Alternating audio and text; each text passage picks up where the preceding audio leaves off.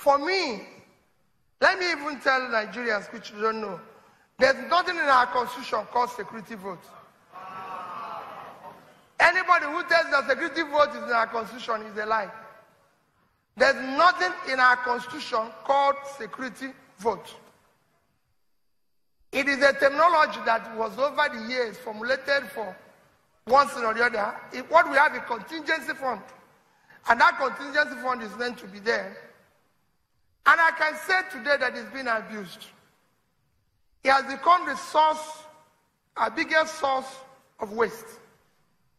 Security vote is not supposed to be more than 2, 3, maximum 4% of the expenditure.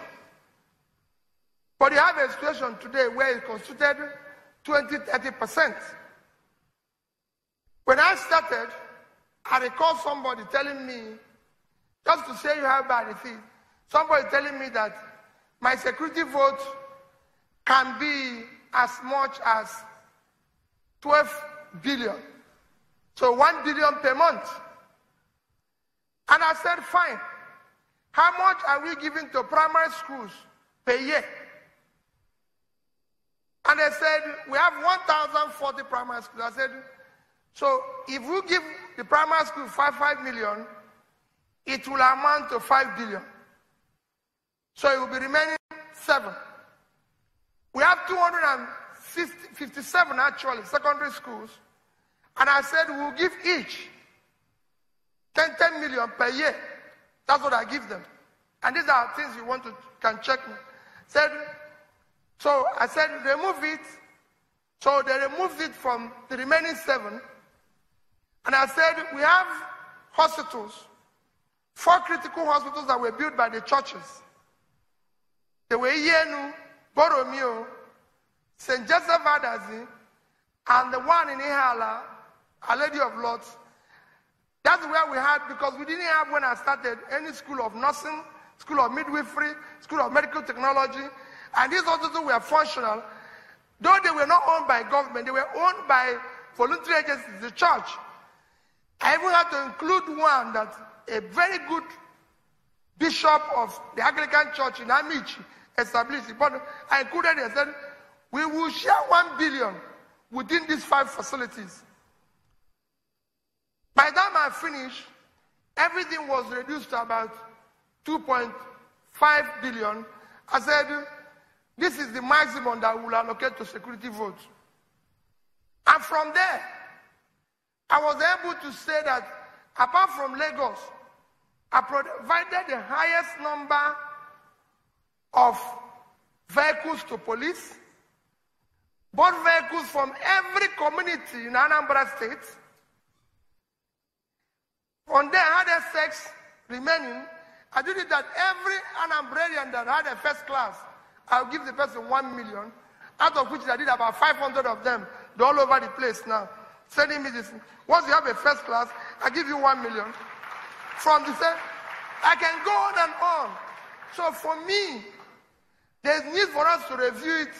In fact, what I said to people is that if you finish being a governor, Anambra State, I'll speak for example, where I finish, I should be invited to account for security vote. So that people will know that when you finish, you account for it.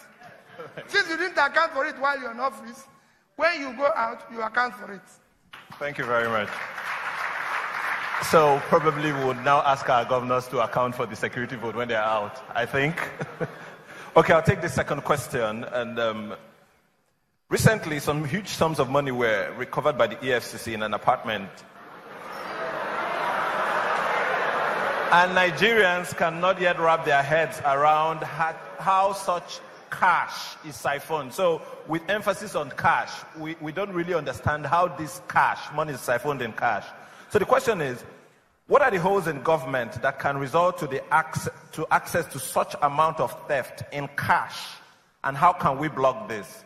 And I know there was raids after that discovery of other apartments in the building. And given that you own an apartment there, what were your experience? Very, very good question. Well, I'm sure for me, let me tell you my sadness. It's not actually on issue of just that cash was found. I leased an apartment there. I lived there. I was there in that block when they came to search the apartment in question. So it's something I know.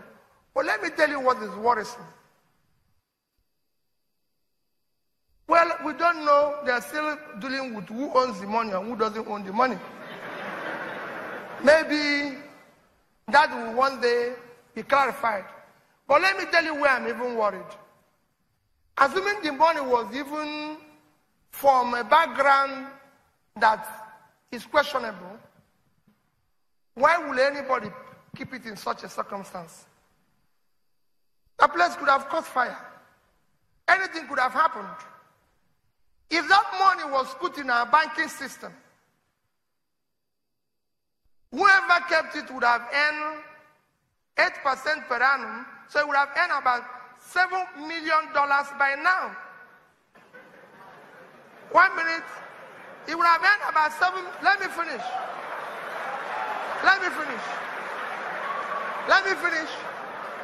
That's $7 million. $7 million is about 2.8 billion naira today. That is the amount I spent for secondary school, the entire secondary schools in Anambra State for the year. If we had decided to be generous, and decided to give each graduate 1 million, they would have shared it to 2,800 graduates, out of which 2,000 would have been successful. I can go on and tell you what that money will do.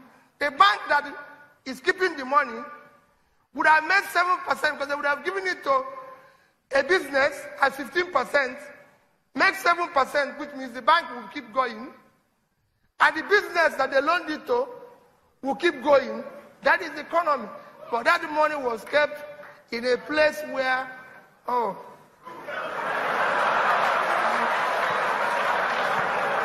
I own an apartment there.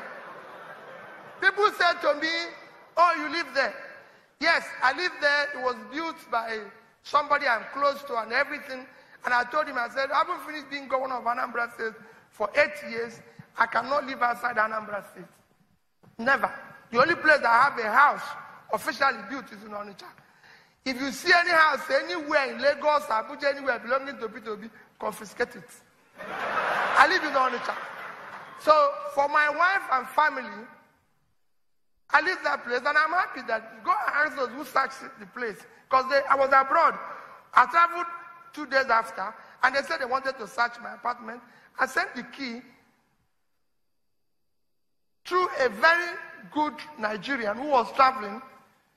I'm sure he's a Yoruba man. He will tell people the story one day. Said to him, give these people this key. They sent the key, and they searched my whole apartment. I can tell the only result they found there, they say, this man doesn't live here. It's only his wife's clothes and shoe that we saw and everything. That we didn't see anything belonging to him. But I've said it to so many Nigerians.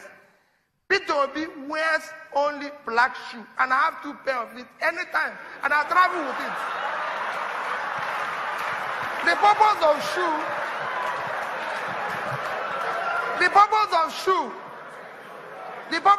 is to protect the leg from being hot. Nothing else. So that people are wearing one. They go and buy $200 one, $300. It's a waste of time. I buy this from Marks and Spencer. $49.99. Finish. It's a shoe. Nothing else. They say, oh, we didn't even see watch. I've said it openly to everybody. This is the only watch I have. I won it for 17 years. Purpose of watch is to keep time. Why would I keep a watch at home? Whose time is he keeping? What are you doing?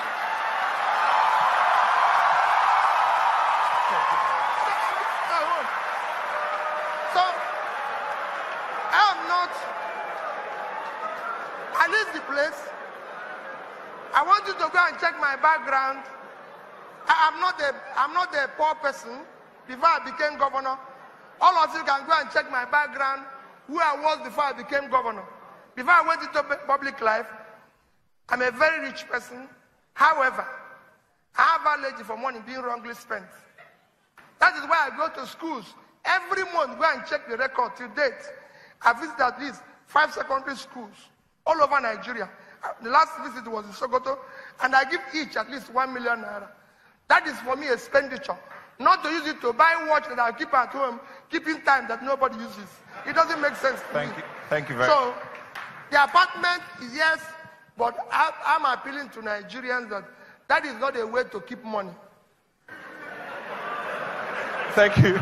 Thank you very much, sir. No more. Yeah.